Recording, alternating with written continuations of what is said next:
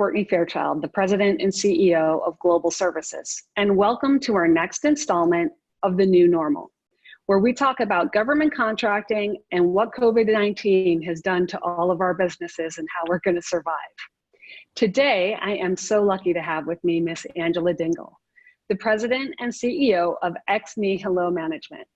Again, you know I have all my friends on these podcasts, so I'm not going to try and pretend that Angela isn't also one of my best friends. Ex Nihilo are the trusted advisors and cybersecurity experts in the private and public sector.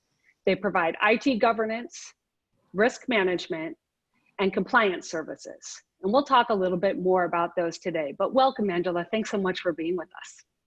Hi, Courtney. It's good to see you. Thanks for having me on The New Normal. We're about a block and a half away from each other, but as COVID would have us, here we are on our video call. So let's let that lead us in. Why don't you just tell me some of your thoughts overall on some of the changes that government contractors have had to make specifically since the onset of COVID? Yeah, that's a really great question. I mean, so many federal contractors are accustomed to working in government spaces. That's been the normal for a really long time. You have your employees on site there. You didn't necessarily have to have an office or even any equipment. And so with both the management team and the employees working from home, it's created a whole lot of new things for companies to think about, right? Being able to provide them with hardware and software for them to get their jobs done, but then being able to do that in a way that's secure has been a challenge for some of them. And the bad guys know that, right? So they're just waiting for the unsuspecting employee to click on the wrong thing and cause all manner of problems. Well, I think when we first started, the quick jump was let's all get connected as opposed to let's do it securely, right? It became very evident over time and has become increasingly important for, although it was always important, I think, many of the smaller CEOs like myself just may not have been as aware. Let's start personally, and then we can get into some of your expertise on cybersecurity. But how have you personally been dealing with the new normal? Obviously, everybody's lives have changed a bunch. What are some of the ways that you have changed and have been dealing with those changes? Yeah, it's been really interesting because it's been waves. You know, when it first started out, I was like, let's see how we can do this. You know, I was motivated to still keep my morning routine and go out and exercise, or not go out, but still getting some exercise and making sure that I was, drinking water and having some mental wellness days. And over time, it's just gotten, I think there was a false sense of relief when the city started to open up. When we got to phase one, I kind of like took a deep breath and was like, yeah, I'll get to go outside. And in reality, we don't have things under control. And so you're still not as free as you want. And so I find that I have good days and bad days. Sometimes I still get up at the same time, but I don't always get in all those things in my morning routine that I would really like to. I came into COVID like really fit. I had challenged myself through the winter to get in some good exercise and do some running. And now I'm like, yeah, I might get out for a walk in the morning. So it's just been kind of interesting. I think what you just brought up is a really good point, though. I think we go through these ebbs and flows because I was doing everything that I was supposed to do and reminding other people to do it too. And then fourth quarter, especially for government contractors, hit. And here we are, busier than ever. I mean, I'm lucky if we're not, glued to our computers at 12 hours a day, almost 7 days a week right now. And I know you have been too. We just had this conversation.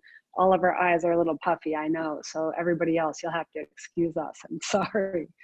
But I think the busier you get, while it's a great takeaway from mentally from some of the things that are going on, it also takes you away from some of the positive things that you're doing. So I think that's a really, really good point and a reminder to everyone to be vigilant, which is a good word for the day, given what else we're going to talk about as well. So before we pivot on security, how has your business changed, right? So how is you as a company, what have you had to do differently because of these things? And how do you keep morale up at Ex Nihilo? Yeah, I think, in terms of delivery of services, we've always delivered some of our services remotely. The work that we do in cybersecurity, there are only certain portions that have to be done on site, and we use an automated software suite in order to get that done. All of our training that we were doing in person quickly had to pivot to virtual, and Zoom was a great alternative initially. And then when they had that hiccup with folks photobombing and doing bad things in Zoom calls, then a whole lot of the federal agencies said, you can't use Zoom anymore. So then we had to pivot on what other technologies we could use that can provide the same type of immersive experience that you can get using Zoom. You know, there's a whole lot of cool things. You can put people in breakout rooms and get them to raise their hands and click on, you know, emojis to let you know how they're doing. But if you move to a platform like WebEx, for instance, WebEx is really for webinars.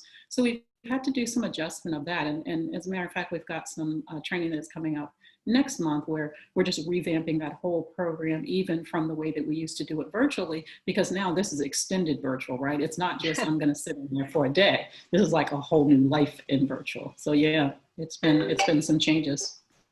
Yeah, for sure. All right, so now let's talk about cybersecurity. One of the things that I just think, as I said, people lagged behind in terms of paying attention to, not just being connected, but being connected in a way that's safe for yourself and your customer. So talk about what issues have come to light because of COVID-19 in the cybersecurity realm for me, please. Yeah, again, you know, we've always had, for a number of years, in particular the last 5 years, we've had adversaries that are really, really going after government contractors. In particular, in the defense space, they know that government contractors are an integral part of creating the technologies that our military uses to protect the country. Same thing with like Homeland Security. And now with COVID, any of the contractors that are providing health or health-related services, they're really targeting them. And so the employees who have not been properly trained are at risk. The quick solutions to being able to provide technology for those employees to work to use to get their work done are at risk. Agencies have had to make tough decisions about who do we let work from home, what is realistic in terms of us really being able to let a contractor do that type of work at home. And so it's causing business owners across the board to really have to think about and invest some dollars in technology and make some informed decisions about how they want to do that. What's the most important thing to think about when a business owner sort of thinking through where their risks are? Is it the same for everyone, or does it depend on how they're doing business? So it doesn't so much depend on how they're doing business. It really depends on which industries that they're in. So the types of threats that you encounter are based on the kind of business that you're in. So if you're a services company, those threats might be different from a company that provides products and services. And if you're in healthcare versus in government contracting, those might be different types of threats. So it's really important to kind of assess where you are. You need an understanding of what the threat landscape looks like. And so, a lot of people look at that from a technical standpoint. There are a number of resources that are available for business owners to really get a sense of, well, what does this, this whole landscape look like for me? And what are the, 5 top things that I need to be paying attention to with respect to protecting my business? And at this point, with ransomware and malware attacks, at a minimum, companies ought to be looking at trying to get some form of cyber insurance and really assessing where their systems are. You were kind enough to put out a blog post for us on this topic, so I will tell everyone on the line also to take a look at the Global Services blog so you can find out a little bit more about the tips for keeping compliant as well. But I'm going to ask you to define CMMC for me, right? So the government has put what we all think is a very scary, bad thing in place for small businesses regarding cybersecurity. It's very specific to government contractors, and up until very recently only applied to DoD federal contractors. So I'm not going to even try to begin to explain what it is. I'm going to let you do that. And then you can talk to me a little bit about how it is possible to stay up with those requirements as a small business. Sure. Yeah, so CMMC stands for the Cybersecurity Capability Maturity Model Certification. So lots of words. It's just another certification that you need in government contracting. And it is being driven out of the Pentagon by the Department of Defense because, like I mentioned a few minutes ago, our adversaries are really targeting businesses that help the federal government with their, with their defenses and with technology. And a few years ago, a FAR clause was implemented that essentially said, hey, here's this set of standards. We'd like you to comply with that, and we want you to tell us whether or not you've done so. And so everyone decided not to tell them whether they had done so. So the assumption was that they had done it, and in fact they had not. And the government found out through a number of high-profile breaches that companies weren't secure. And so, at that point, it was a self-attestation, almost like you saw with the Woman-Owned Small Business Program. You kind of self-certify and say, hey, yeah, I'm doing this thing. Well, CMMC is a set of practices, best practices, and guidelines that require you to become certified. So it's 5 levels of maturity. And they range from having just good basic cyber hygiene to really stringent and practiced approaches to cybersecurity. Companies that are doing business with DoD will have to, at a minimum, meet level 1. So level 1 is just this basic set of capabilities. And so what happened that's now causing everyone to be afraid is that DoD has had a timeline that they've published for when CMMC would become available and start showing up in RFPs, and GSA decided to kind of use that approach to see where companies were on an upcoming solicitation for them. Yeah, so I think there was this idea that it would be limited to DoD and DoD only. So we had clients that made a conscious decision to stay in the civilian market, thinking that would not affect them. Not that we don't all want to have good cyber hygiene, but that the cost of being compliant drives up the price. And when we are in a world that is LPTA, lowest price technically acceptable, or lowest price bids, it's very difficult as a small business, I think, to consider having to raise those rates and still be competitive, and will you win? So let's talk about that. As a small business, what are the things that I can do to ensure that I am CMMC compliant? I don't think I'm going to get away from it, right? I think that if I want to be a government contractor, I have to stop pretending that this isn't happening, because it's happened. It's now in place. And as you say, it recently hit a GSA 8A vehicle, the STARS 3 vehicle, and has been put in there for potential use later, and we'll talk about that. But as a small business, what are my choices? How do I stay compliant, and even more importantly, abreast of changing regulations for cybersecurity? Yeah, so DoD, in particular with CMMC, has done a great job they've done a roadshow for a number of years. So CMMC, the certification is new, but this push to make contractors more responsible for securing information that is either classified or controlled in their company systems is something that's been underway for a number of years, since about, I know I was talking about it back in 2013.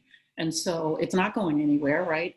And if you were paying attention to that, you would have known that it was going to show up in civilian RFPs. I actually had been kind of predicting that, because they used a FAR clause for the basic level 1 certification, right?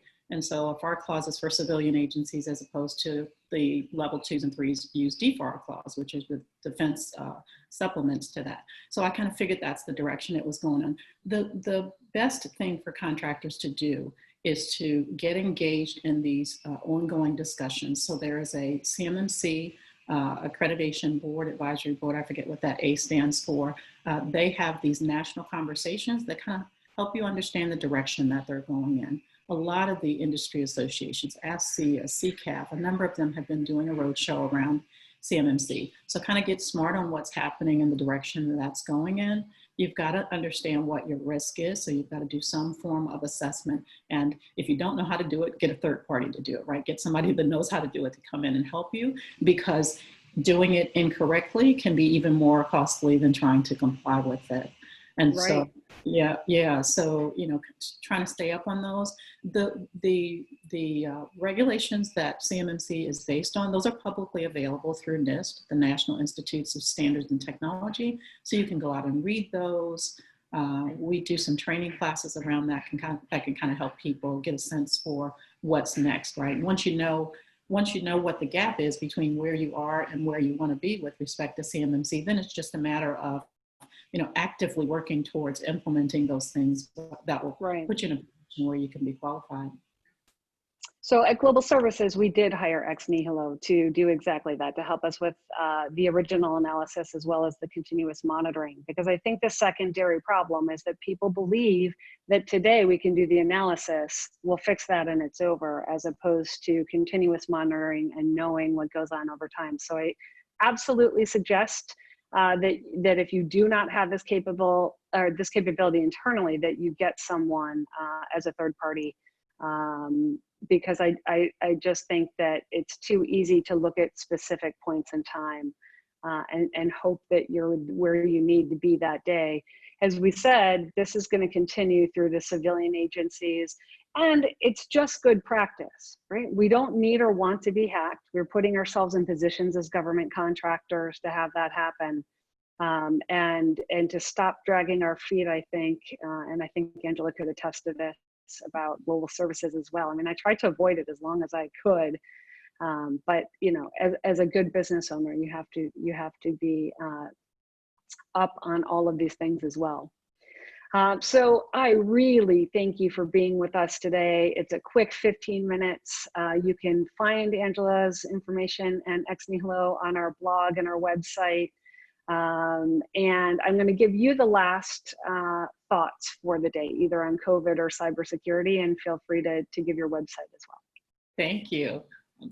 Thank you so much for having me. So I think the thought that I want to leave with everyone is that if you start to look at cybersecurity as a real business investment as opposed to a cost, it can truly become a competitive advantage for you. I mean, certainly anyone that gets to CMMC first before you do is going to be able to pursue opportunities that you might not be able to pursue. But the discipline associated with having those formal information security programs in place really helps you to be able to position and strategize and make some long-term decisions about things that will position your company in a number of different ways. We've worked with just a variety of companies, and one company in particular was successful in then being positioned for a $25 million contract. So the amount of money that you have to spend up front to do a CMMC or some form of cyber certification is certainly worth it in the end when you can win a contract that has those kind of dollars. So you can learn more about me and about Ex Nihilo by visiting www.exnihilo-management.com. That's EXNIHILO-MGMT.com. Thank you so much. Thanks for being with us today. And thanks to all of you for tuning in again. We look forward to seeing you on our next installment of The New Normal, and have a great day. Thanks so much, Angela. Thank you.